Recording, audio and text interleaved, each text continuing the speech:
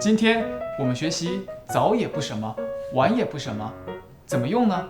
一起来看视频吧。阳光，台风登陆，马上要下雨了，大家都躲在宿舍里不敢出门，你怎么还在这儿？我在写论文啊，本来想昨天写的，结果公司早不开会，晚不开会，非得下班的时候开会。昨天我根本没来得及写，今天是截止时间了，我必须今天写完。你呀，早不急，晚不急，到了现在才开始着急，也太晚了吧？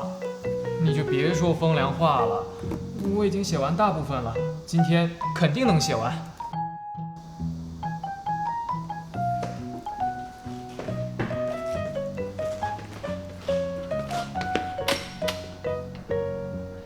哎呀，估计是因为风太大，停电了吧？唉，真倒霉，早不停电，晚不停电，怎么在这个关键时候停电了？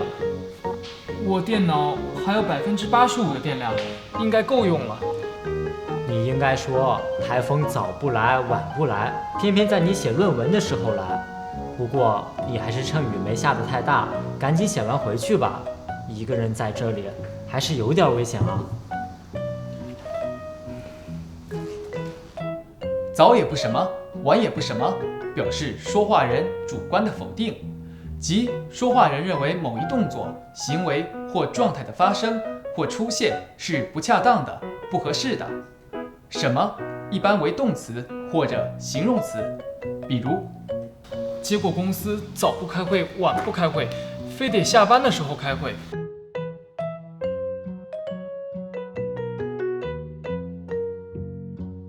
唉，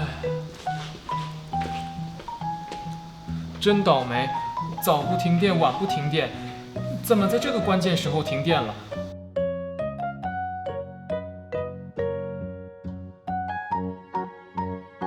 你应该说台风早不来，晚不来，偏偏在你写论文的时候来。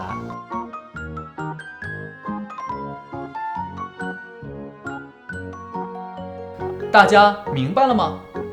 跟我读：公司早不开会，晚不开会，非得下班的时候开会。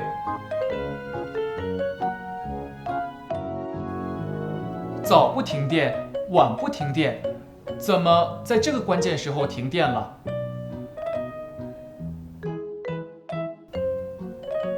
台风早不来，晚不来，偏偏在你写论文的时候来。